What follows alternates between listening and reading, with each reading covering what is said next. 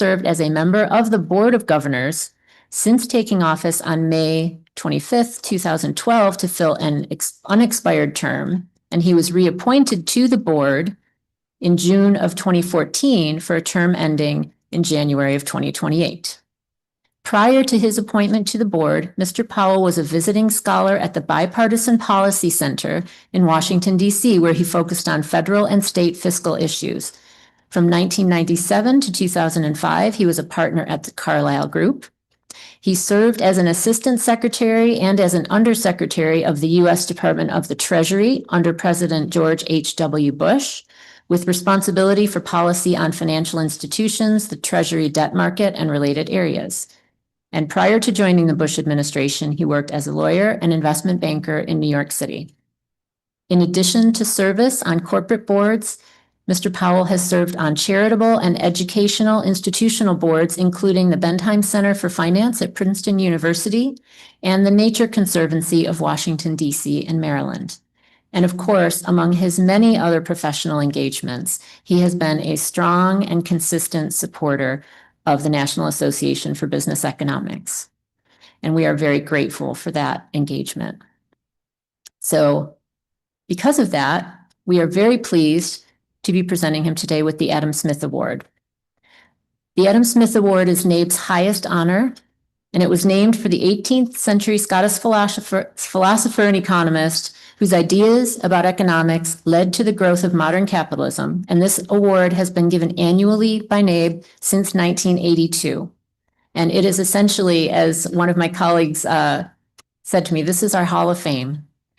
Past recipients include several Fed presidents and prestigious economists across the spectrum, including Janet Yellen and Ben Bernanke, as well as Arthur Laffer, Susan Athey, and going a little bit further back, William Poole from the Federal Reserve Bank of St. Louis, and Lawrence Klein, who won the award in 2004. We are very pleased today to be awarding this honor to Jerome Powell. Jerome Powell's exemplary leadership as chair of the Federal Reserve, especially in navigating the complexities of monetary policy during challenging times, has had a profound and lasting impact on both the U.S. economy and the global financial system. Under his stewardship, the Federal Reserve has effectively managed unprecedented economic challenges, including the COVID-19 pandemic, by taking a thoughtful and data-driven approach to monetary policy setting.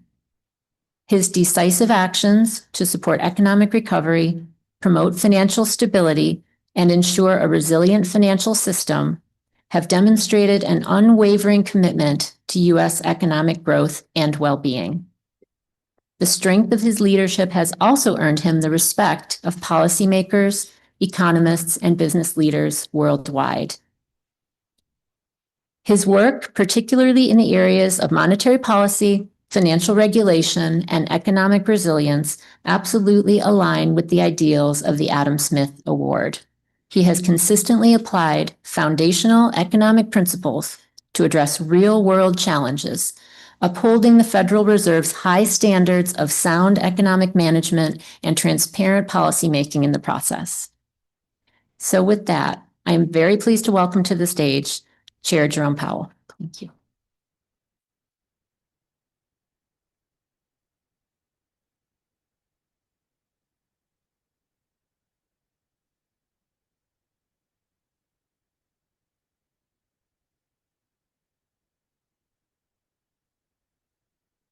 Thank you. Here we go. Thank you very much. You got a camera somewhere? I thought we did, but maybe not. There we go. We don't have a camera. There we go.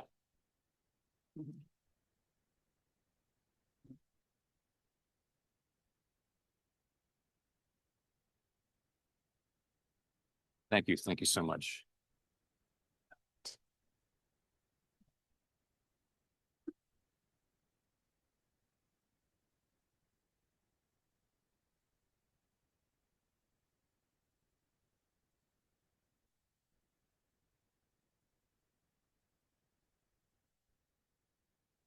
Thank you, Emily. And thanks to the National Association for Business Economics for the Adam Smith Award. It for me is an unexpected honor just to be mentioned alongside many of your past recipients, including particularly my predecessors, Janet Yellen and Ben Bernanke. So thank you very much for this recognition. I will say on a more personal note, I have greatly enjoyed my regular visits to your annual meeting and your conferences. It's really been my favorite venue all these years. It's a place.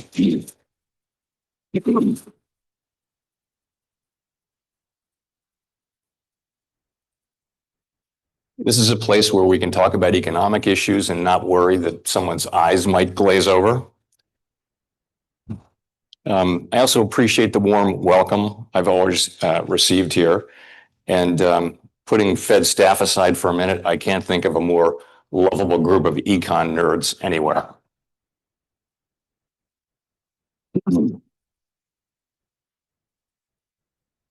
So thank you again for this prestigious award. And for the opportunity to speak to you here today.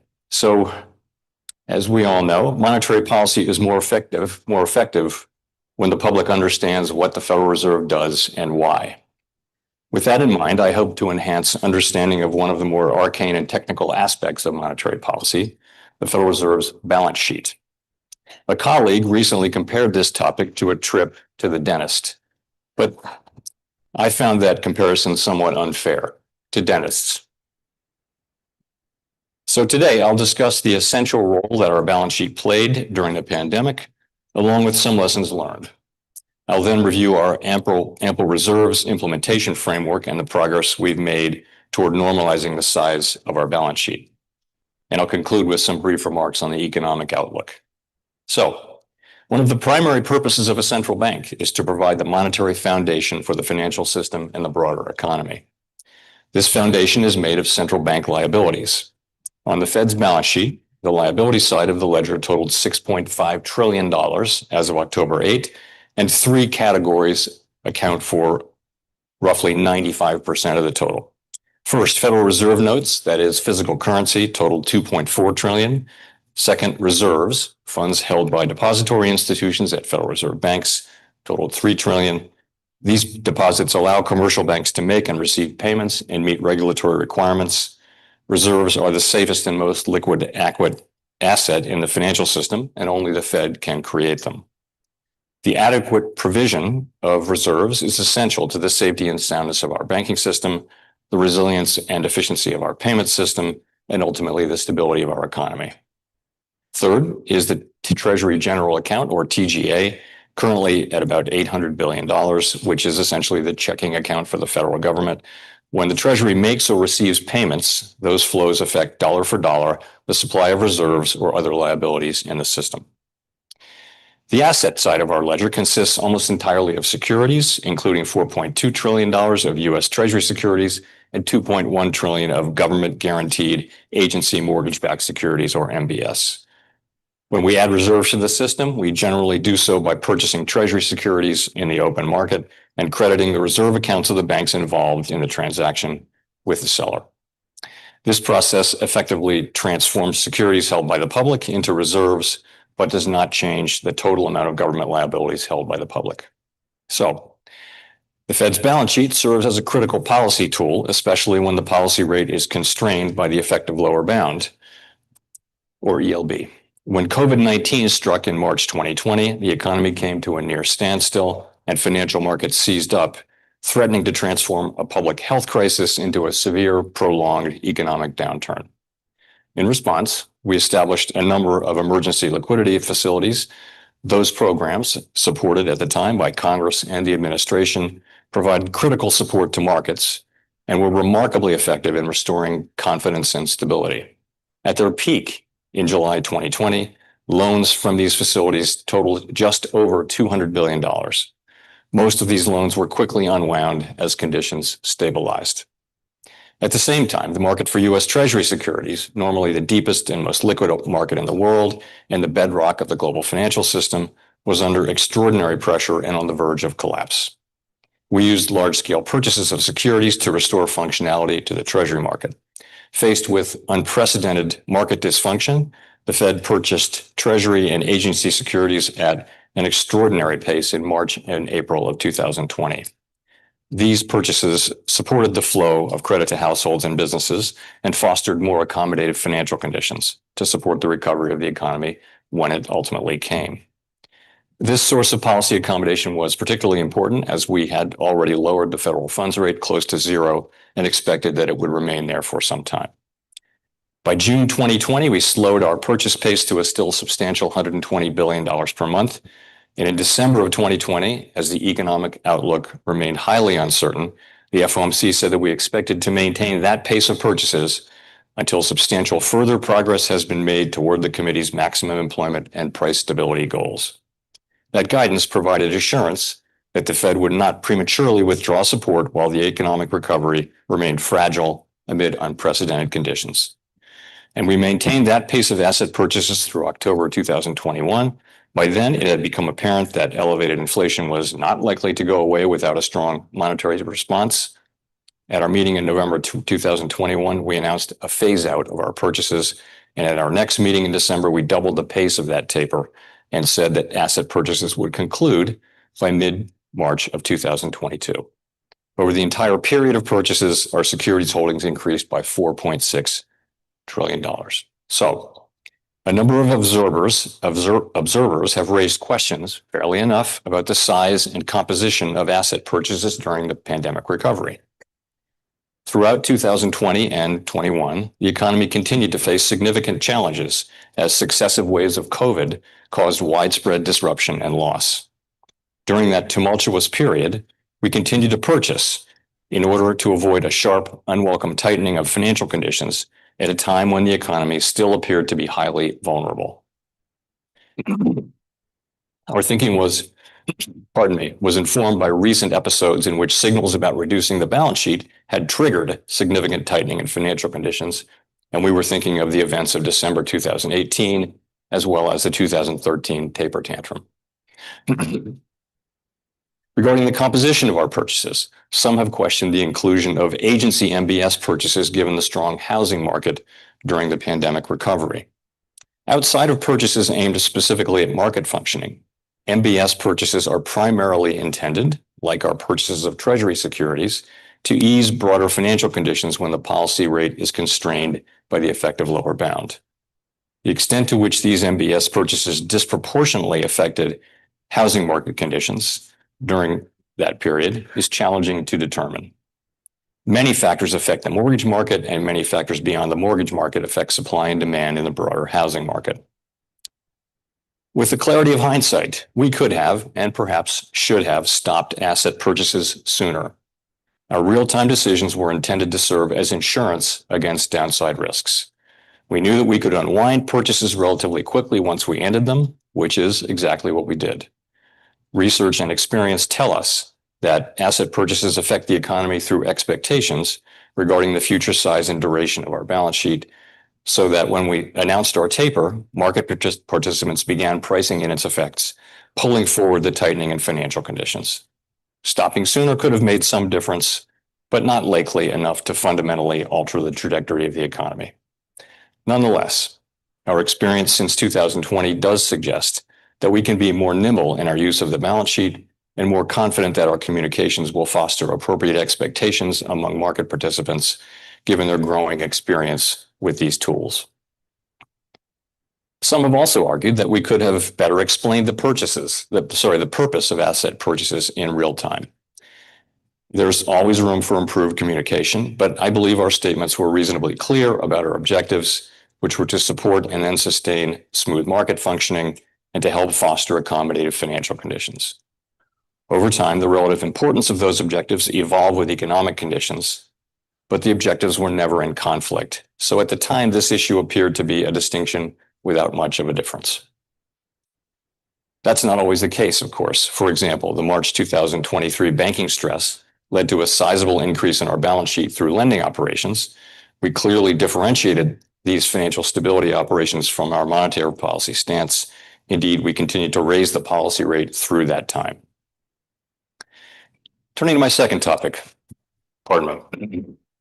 our ample reserves regime has proven highly effective, delivering good control of our policy rate across a wide range of challenging economic conditions, while promoting financial stability and supporting a resilient payment system.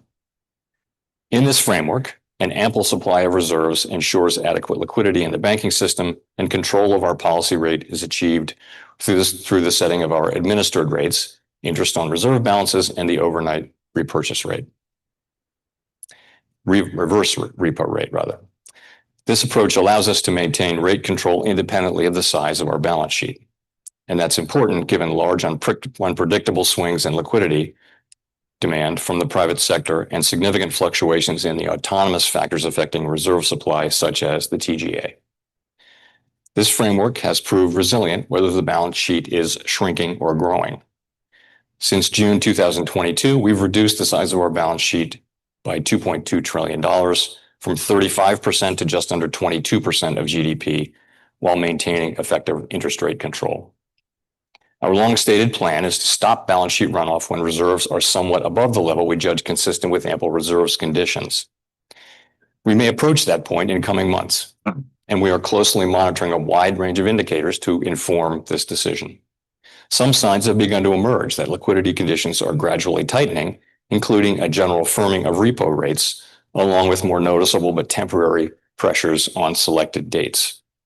The committee's plans lay out a deliberately cautious approach to avoid the kind of money market strains experienced in September 2019. Moreover, the tools of our implementation framework, including the standing repo facility and the discount window, will help contain funding pressures and keep the federal funds rate within our target range through this transition to lower reserve levels. Normalizing the size of our balance sheet does not mean going back to the balance sheet we had before the pandemic. In the longer run, the size of our balance sheet is determined by the public's demand for our liabilities rather than by our pandemic-related asset purchases. Non-reserve liabilities currently stand about $1.1 trillion higher than just prior to the pandemic, thus requiring that our securities holdings be equally higher. Demand for reserves has risen as well, in part reflecting the growth of the banking system and the overall economy.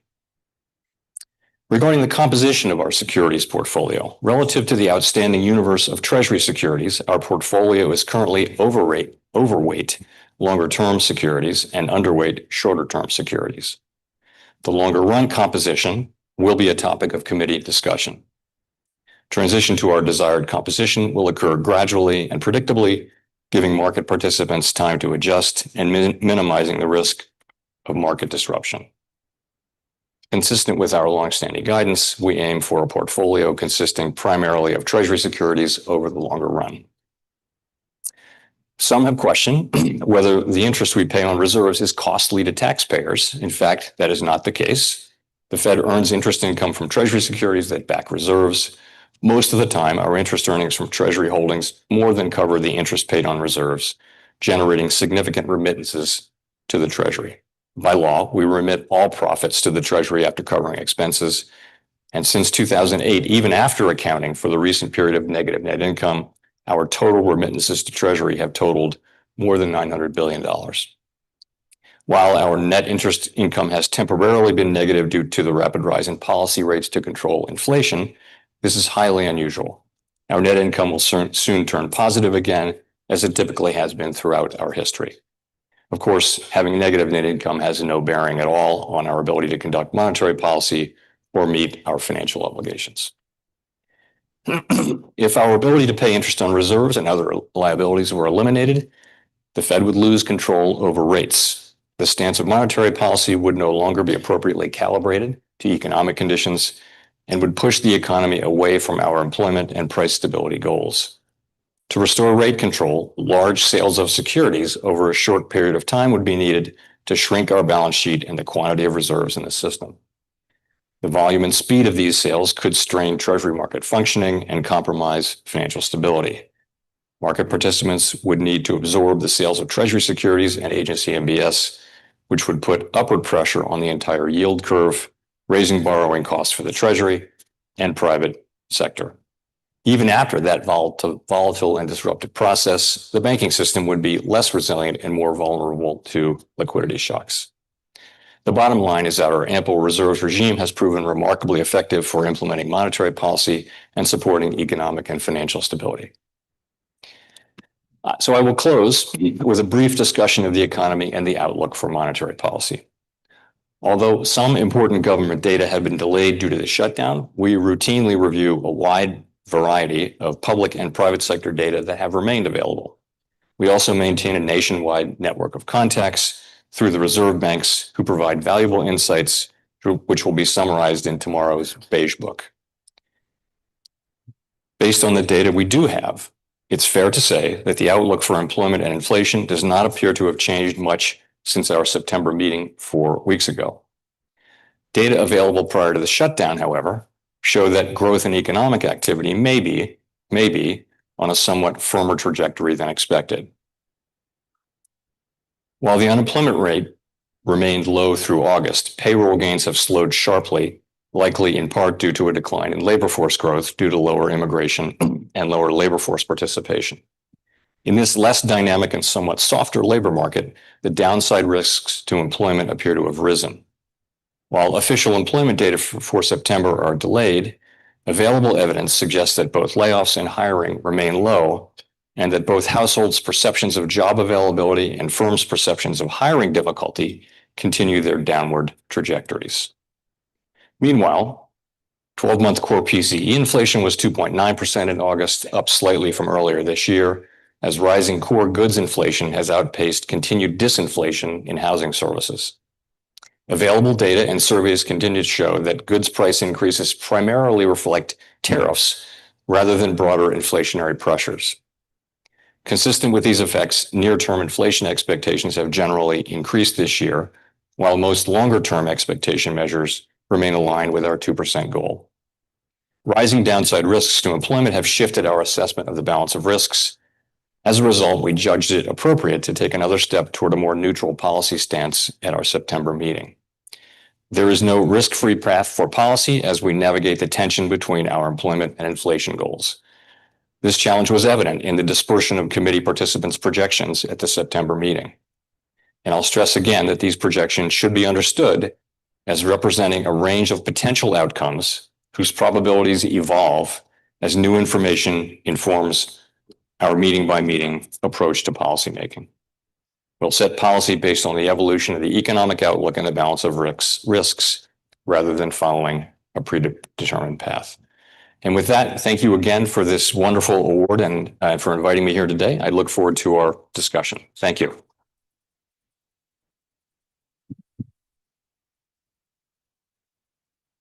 You need your iPad or? No, I didn't.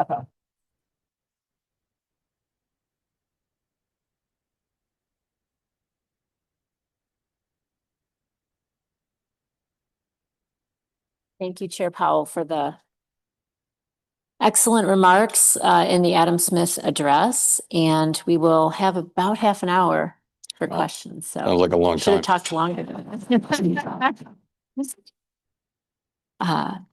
So let me start with, before I go to some of the questions coming in from the audience, and do use the Connect app to generate those. You have said, and you repeated again here, that there are no risk-free paths for the Fed now. So in light of that, and in particular, with where the recent inflation data are running, let me group this with some of the questions that we're seeing coming in on the app as well. Obviously, always data dependent. But thinking about the dual mandate of maximum employment and price stability, how concerned are you that if the rate of pass-through of tariffs is slower, that might begin to look like more persistent inflation as opposed to a one-time, as if the tariff adjustment came through all at once, and then it would be quite clearly a one-time price level shift? So that's certainly a risk. As I mentioned, there really isn't a risk-free path now since it appears that inflation is running above our target and appears to be continuing to increase quite gradually, but increase. It's still on the way up. So there's a risk there that would lend to greater persistence. But now the labor market has demonstrated pretty significant downside risks as payroll jobs have declined, and both the supply and demand for labor has declined quite sharply. So those two states of affairs for our two variables, our two goal variables, call for different monetary policy responses. So as they come more into balance, I think the idea has been that policy should move from being, tight to some degree to being more neutral as those two things balance out. But it is clear, though, that, if we move too quickly, then we may leave the inflation job unfinished and have to come back later and finish it. And if we move too slowly, there may be unnecessary losses, painful losses in the employment market. So we're in the difficult situation of balancing those two things. I think for the last few months, we've been able to maintain a restrictive stance because the labor market was still pretty solid. I think that the data we got right after the July meeting showed that which adjusted back all the way through May, showed that the labor market has actually softened pretty considerably and puts us in a situation where the two risks are closer to being in balance. Let's move to the other risk then and talk about employment a little bit. We had Anna Paulson here yesterday, and she spoke about the break-even unemployment or break-even employment growth rate. And that's a question from the audience as well. So I believe she said that it's certainly lower than it was, and the standard error around those estimates probably includes some numbers that might even be negative. Where do you see the monthly break-even employment growth rate at this point? I'm not going to try to give you a pinpoint number, but as you pointed out, the standard error around these things is 50,000 plus or minus, something like that. And that would certainly, I think, the range of plausible numbers for the break-even rate is probably does go below zero, accounting for those standard errors. It's clearly come down a great deal. And that's what's so challenging about this is that both supply and demand in the labor market have come down so sharply, so quickly. And the fact that the unemployment rate has barely moved is kind of remarkable in and of itself, and suggests that they're moving at roughly the same pace. Although, of course, the unemployment rate has ticked up, which suggests that demand is moving a little faster than supply. I wouldn't want to point to a specific number other than to say that it's come way down. And there are many estimates out there. By the way, there are many ways to calculate it, so you're going to get different estimates. We're certainly in a volatile and changing environment. So one question I have is whether you see any changes in the transmission mechanism of monetary policy actions. So when we speak of long and variable lags, as we do, are those changing? And in particular, do you think there might be any difference in the impacts of policy on inflation versus employment? Is one changing more than the other? That's like 2 or 3 questions, so I might have to come back to you. That's right. So on transmission, there, in theory at least, I see 2 things. One is, what we say and the actions that we take on monetary policy and how quickly that gets into financial markets. So if you go back to when I was in college, that part would have taken, weeks, months, probably. And now that part happens essentially instantaneously. But the rest of it, once it's in the financial markets, how quickly does it affect economic activity, unemployment, employment, inflation, et cetera? I think that's more dependent on the conditions in the economy.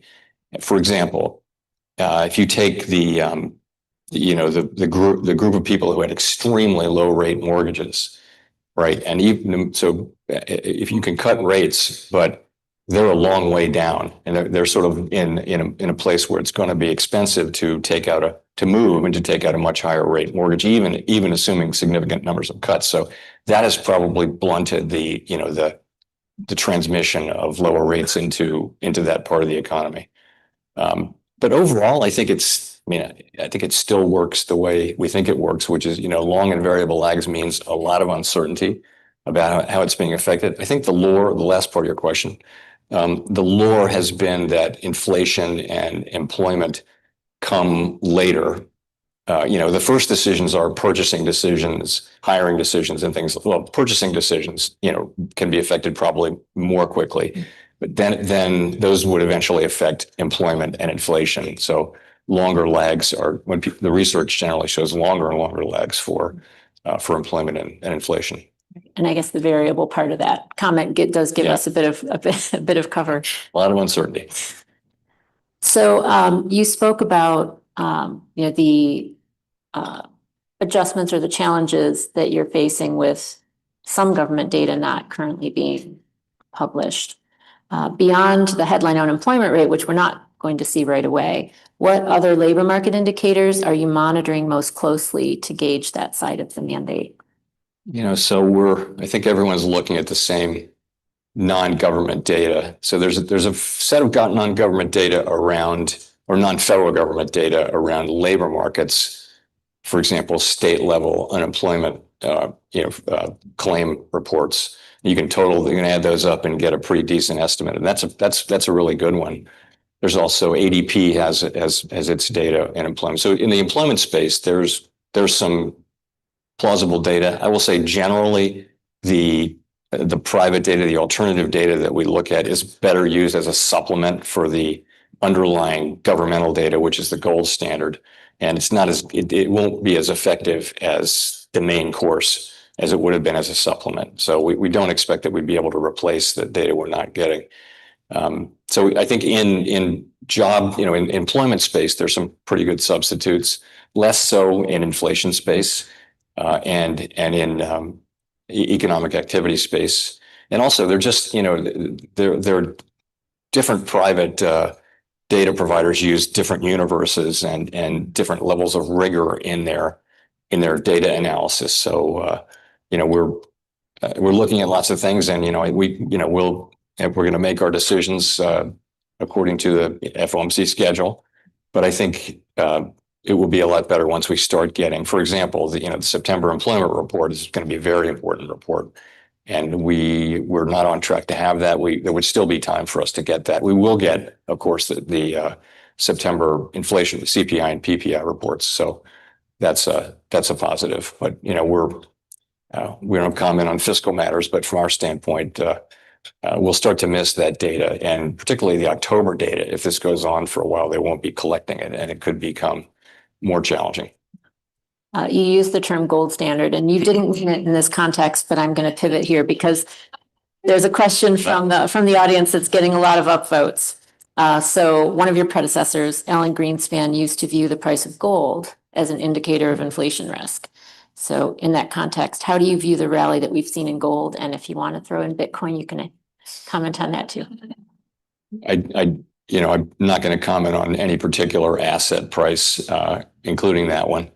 And I think we think of inflation as driven by fundamental supply and demand factors, and it's not something we look at actively. Fair. The September projections, we saw revised GDP growth projections revised upward for both 2025 and 2026. Now, sometimes it's just an issue to issue thing, but how do you reconcile that projection of stronger growth with what we're seeing in terms of a likely weakening labor market? So even subsequent to the September SEP, we've seen economic activity data which are surprising to the upside. And as I mentioned in my remarks, so you do have a bit of a tension there between the labor market data that we see, very low levels of job creation, and yet people are spending. So economic activity is strong, and it's we're going to have to see how that plays out. Right now, of course, we're not getting any new government data on that, any new federal government data on that, but it does create, of course, if economic activity were stronger, then that would tend to support labor market activities and hiring. So we'll have to see how that works out. Great.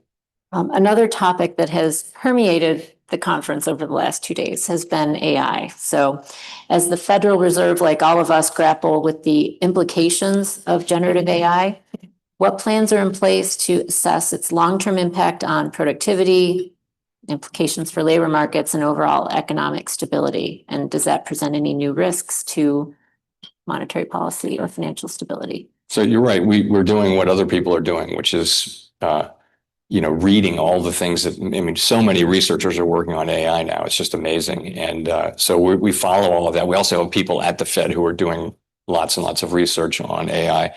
And, in terms of, it's just such early days to be looking for the kind of things that will happen. So, the question of productivity. You know, it was Robert Solow who said that technology is showing up everywhere, but in the productivity data. So this could be the same kind of thing where it's there, but it takes a long time kind of to show itself, because you would think of another big technological advance as potentially raising productivity, but I think it's early to say that we're seeing it. Also, you're seeing, I think some researchers have found effects on hiring from AI for entry-level people and for coders and things like that. So there's probably some of that out there, but it's just so early to say what it will be. We also monitor very carefully what public companies are saying. Increasingly, bold statements from mainly large private companies on things that they think they can do across their whole business area with AI, and either sort of freeze hiring where it is or reduce hiring. And I think we're pretty aware of what the potential outcomes are, but the range of potential outcomes is very broad. I will say, in terms of what the Fed can do, we deal with supply and demand. We have an interest rate, and we also do regulation, that kind of thing. But if what's needed is greater education and skills, I mean, I've always liked the model that technology can work for everybody as long as everybody's getting the skills and aptitudes they need to use that technology. This is Golden and Katz, their work, which they actually spoke about at Jackson Hole this year, but it's a 20-year-old book that they wrote. So we can't do that. That's not something the Fed can do.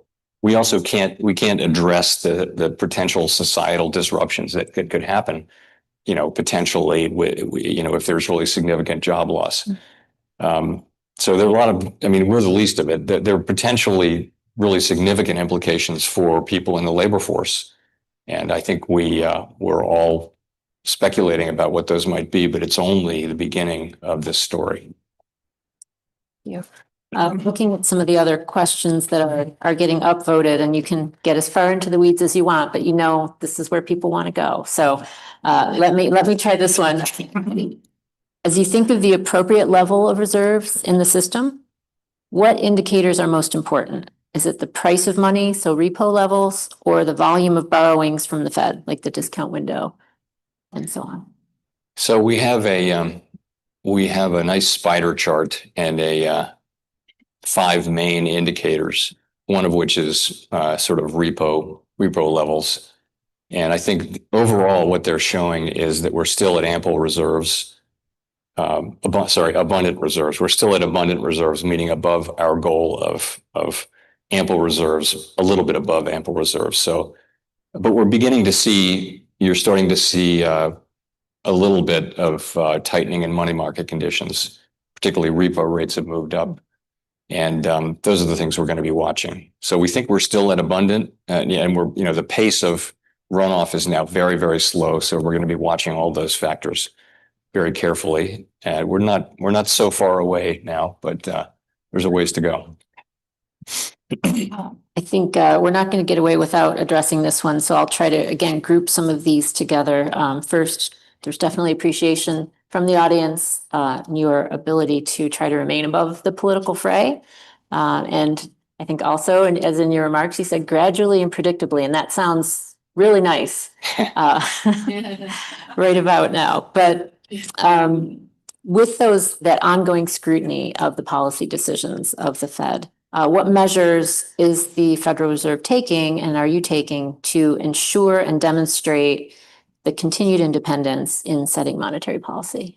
So the main thing we can continue to do is to do our work the way we've always done it, which is, think really carefully about evolving economic conditions and the evolving outlook and the balance of risks, and try to make good decisions to best serve, the American public, and then explain those decisions and talk about them in a way that makes sense and is grounded in the data and our overall approach.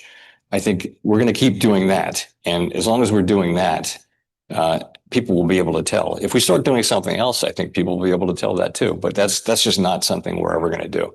We're always going to keep doing our work. we don't engage in back and forth with people. It's just not that gets to be political sort of right away. So we just do our work and do it as best we can. I mean, overall, I would say the Fed comes through the last, if you think about it, go back to the beginning of the global financial crisis. We've had two world historical crises back to back, essentially. And the US economy, it's been quite a ride for the US economy and for American citizens, but we've come through it as well or better than any other country in the world. And we had to innovate and did innovate. There was really no choice. We can look back now and as I did today and second guess ourselves, which is only appropriate. That we've been doing it for 10 years. Since I got to the Fed 12 years ago, we were already doing a lot of that. So that's an ongoing process. But I think if you take a step back, the Fed isn't a government agency that does a good job for the public that it serves, and that is our only goal. And I think we do it pretty well. Don't look for perfection. You know, these are close calls that have to be made in real time. But I guess that's what I would say.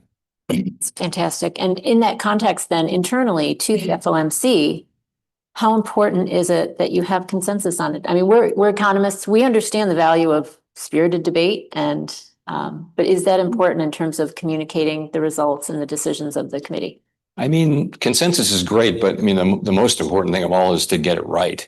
And, you know, that you come to places, not very commonly, but sometimes you come to places where people are going to have different views. And this is one of them. You have a situation here where literally inflation's above target and gently rising. The labor market is subject to pretty clear downside risks. What do you do? How do you think about that? That's not a problem that you face very often in central banking or in the economy. And people are going to have different weights and different risk aversion and different risk appetites on those things. It would be kind of surprising if you had no debate over those things. So we have a healthy debate going on. I think it's very healthy. I think the meetings that we've been having are as good as any we've had, you know, in terms of people sincerely, you know, giving their absolute best argument for their positions, but they're different positions.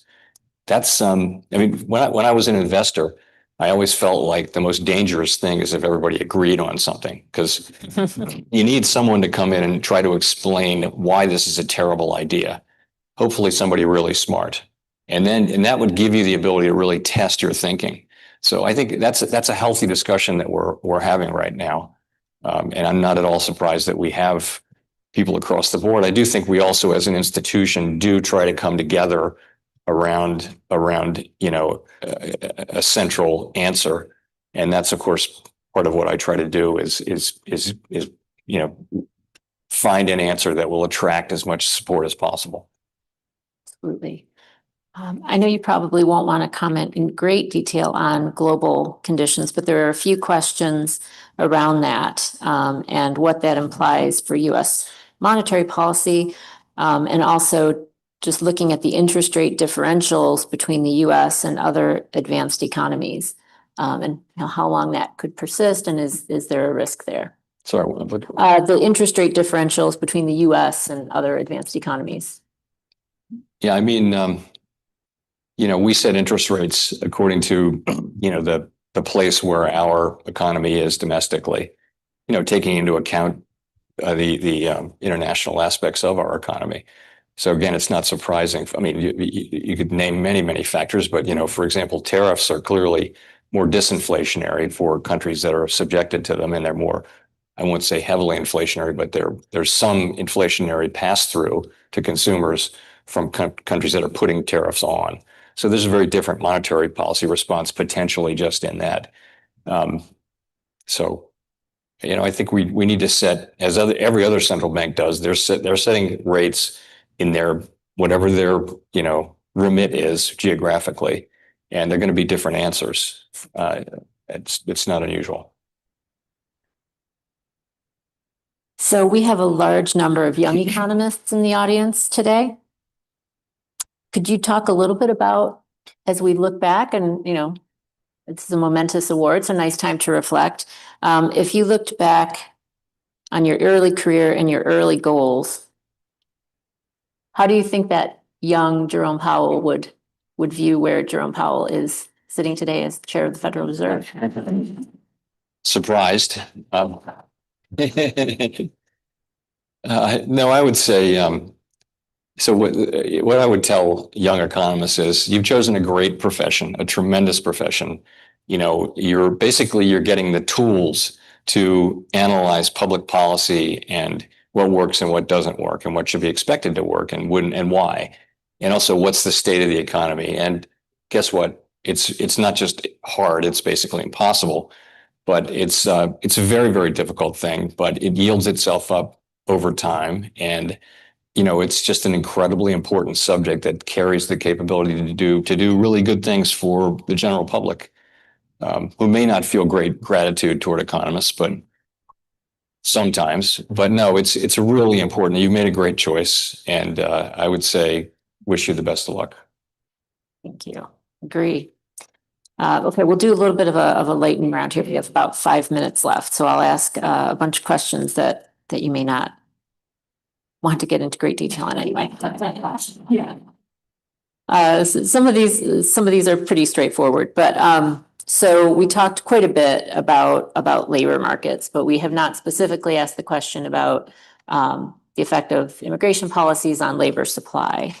How restrictive do you think that current policy is, and is that something that will just Current immigration policy. Yeah.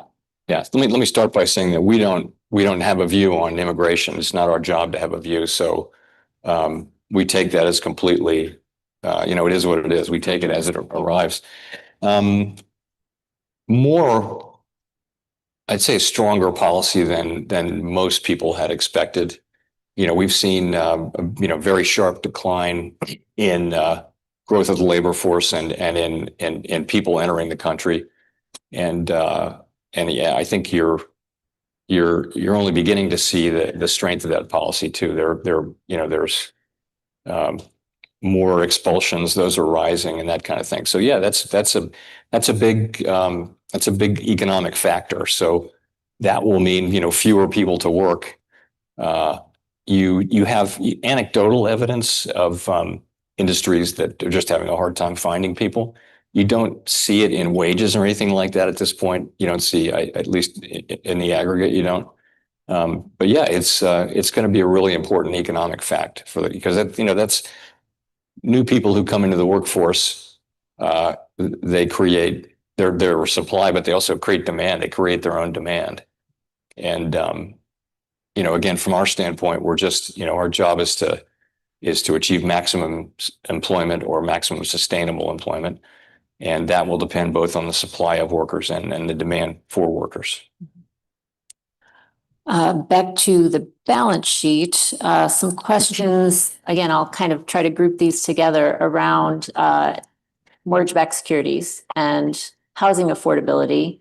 Again, not directly part of the dual mandate, but would the Fed ever look at any specific actions with regard to MBS to address mortgage rates or affordability for housing? The answer is, look, we look at overall inflation and we don't target housing prices. And also I don't know how you would, we would certainly not engage in mortgage-backed security purchases as a way of addressing mortgage rates or housing directly. That's not what we do. We do have, as I mentioned, a very large amount of mortgage-backed securities, and they're running off, but they run off pretty slowly. Fair. Question on the beverage curve. Maybe that's not a lightning round question, but let's try it. So do you think that the shift in the beverage curve is a structural shift or just a blip? I think it's, you're at a place where, further declines in job openings might very well start to show up in unemployment. You've had this amazing time where you came straight down, and but I just think you're going to reach a point at which unemployment starts to go up, and we haven't really. We may be hitting that now, but it's been remarkable how that line it just comes down, and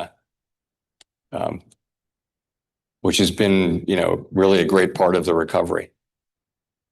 All right.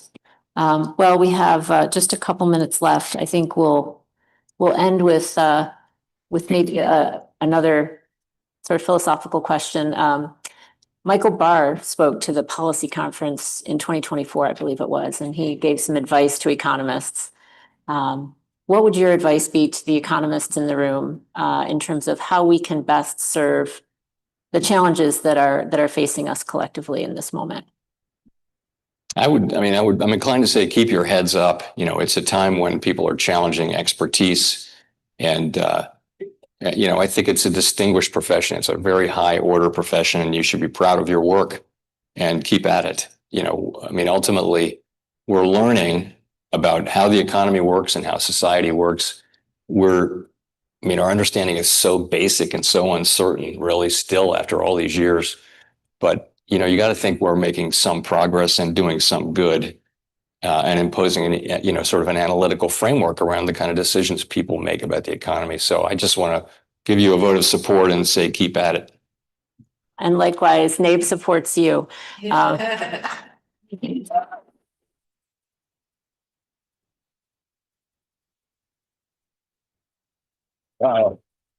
we done? We're done. Thank you so much. Thank you. Thank you. Thank you very much.